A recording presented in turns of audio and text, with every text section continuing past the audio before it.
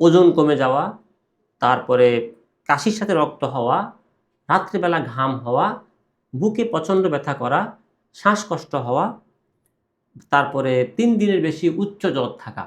এই ধরনের লক্ষণগুলো থাকলে তখন আমরা দ্রুত চিকিৎসকের শরণাপন্ন হব এবং আমরা প্রয়োজনীয় পরীক্ষা-নিরীক্ষা করব। আসসালামু আলাইকুম। একটি গুরুত্বপূর্ণ ডিজিজ নিয়ে আলোচনা করব আজকে, সেটা হচ্ছে কাশি। কাশি রোগটা আসলে একটি যন্ত্রণাকর এবং কখনো, কখনো ভয়ঙ্কর। তো যন্ত্রণাকর হলেও কাশিটা সবসময় ভয়ঙ্কর না।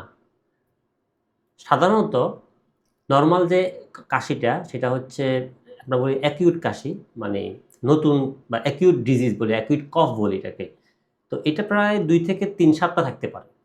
সেগুলো হচ্ছে মূলত ভাইরাল অথবা অ্যালার্জিক কফ বা অ্যালার্জিক কাশি। আর সাব অ্যাকিউট যে কাশিটা সেটা থাকে প্রায় ৪ সপ্তাহ থেকে ৮ সপ্তাহ পর্যন্ত, মানে ২ মাস পর্যন্ত থাকতে পারে। আর যেটা ক্রনিক কফ ওটা থাকতে পারে ৮ সপ্তাহের উপরে, তার মানে ২ মাসের উপরে। তো এই কফগুলা সাধারণত যন্ত্রণাকর হয়, যন্ত্রণাকর। কিন্তু এই কফগুলা হচ্ছে অ্যালার্জিক বা ভাইরাল। এগুলা আমাদের স্বাস্থ্যের বিরাট কোনো ক্ষতি করে না।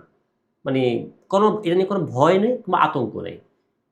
এটা আমার কাশির চিকিৎসা করলে হবে না। এখানে আমার চিকিৎসা করতে হবে অ্যালার্জির অথবা আপনার অন্য কোনো ডিজিজ থাকলে সেটা হতে পারে। এগুলা অনেক সময় কিউরেটিভ প্রসেস, মানে কিউরেটিভ কফ হতে পারে। মানে আপনার অন্য কোনো রোগের আরোগ্যের একটি পন্থা হতে পারে। ঠিক আছে? কিন্তু এই কাশিগুলো যখন আমাদের ১ সপ্তাহের বেশি হয়ে যায়, তখন আমরা অনেকে ভয় পেয়ে যাই এবং আমরা অস্থির হয়ে যাই এটাকে ভালো করার জন্য। কারণ এই কাশির সময় আমাদের কি থাকে? প্রচণ্ড রকমের গলায় খুসখুস করে বা গলা ব্যথা করে বা হালকা বুকে ব্যথা করতে পারে। নাকে সর্দি হয়, হাঁচি হয়, মানে বিভিন্ন অস্থির হয়। কাশতে খুব দম আটকে আসে। এরকম একটা কাশি হয় অনেক সময়। এটাকে বলি আমরা প্যারক্সিসমাল কফ বা স্পাজমোডিক কফ। তো এই যাই হোক, কাশতে কষ্ট হচ্ছে, বারবার কাশি হচ্ছে, ঘুম ভেঙে যাচ্ছে, বাচ্চা ঘুম থেকে জেগে যাচ্ছে।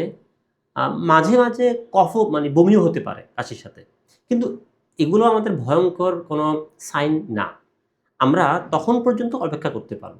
কিন্তু যদি কাশির সাথে কোনো বাচ্চার বা কোনো ব্যক্তির উচ্চ জ্বর থাকে এবং সেই জ্বরটা ৩ দিনের বেশি থাকতে পারে, অথবা কাশির সাথে রক্ত থাকতে পারে এবং কাশির সাথে প্রচণ্ড বুকে ব্যথা করতে পারে, প্রচণ্ড বুকে ব্যথা করতে পারে এবং সাথে শ্বাসকষ্ট, মানে যেটা রিয়েল শ্বাসকষ্ট।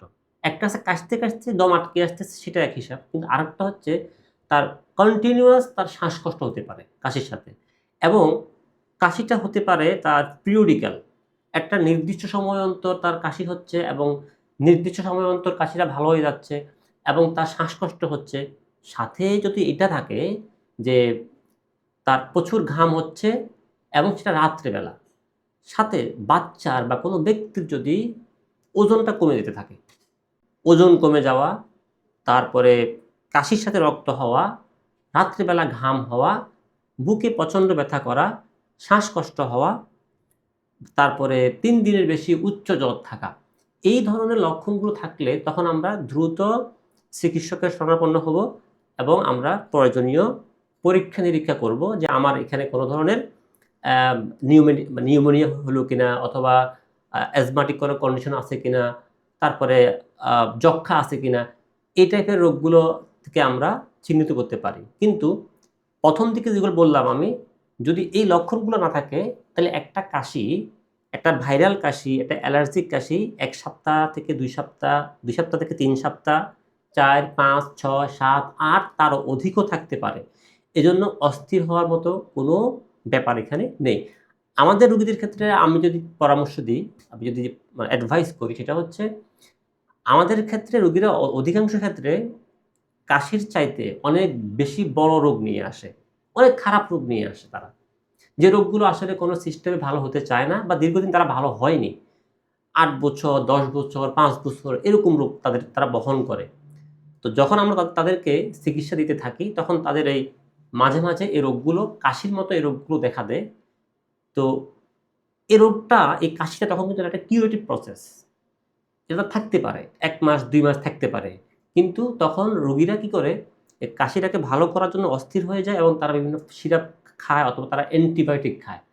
কাশির জন্য অনেকে অ্যান্টিবায়োটিক খায়। এটা একটা অদ্ভুত ব্যাপার। কারণ কাশি কিন্তু সবসময় মানে ব্যাকটেরিয়া দ্বারা হয় না। কাশি যখনই ব্যাকটেরিয়া দ্বারা হবে তখন সেই কাশিটা হবে টিবির কাশি, নিউমোনিক বা নিউমোনিয়ার কাশি এটা হতে পারে, বা প্লুরাল ইনফেকশন হতে পারে। সে ভয়ঙ্কর কাশি। কিন্তু দেখা যাচ্ছে আমরা একটা নরমাল শুষ্ক কাশির ক্ষেত্রে আমরা অ্যান্টিবায়োটিক খাই। তো এক্ষেত্রে কি হয়, শরীরের নরমাল যে প্রসেস, ইমিউন সিস্টেমের যে রেসপন্স, সেগুলো কিন্তু কি হয়ে যায়, আবার দুর্বল হয়ে যায় এবং আরোগ্যের যে গতিকে বাধা দেওয়া হয় এবং সেই রোগীটি পূর্বের যে রোগটা ছিল, বড় রোগটা, সেই রোগে সে আবার বেশি আক্রান্ত হতে থাকে। তাই সবসময় কাশিটা ভয়ঙ্কর নয়, আবার সবসময় কাশিটা খারাপ নয়। কখন খারাপ এবং কখন কাশিটা নরমাল বা কখন এটা ভালো, সেই ব্যাপারে আমাদের সাধারণ রোগীদের জ্ঞান থাকা উচিত। তবে আমরা আমাদের স্বাস্থ্যকে সেভ করতে পারব। ভালো থাকুন, সচেতন থাকুন এবং স্বাস্থ্য বিষয়ে যে কোনো পরামর্শের জন্য আমাদের সাথে থাকুন। আল্লাহ হাফেজ।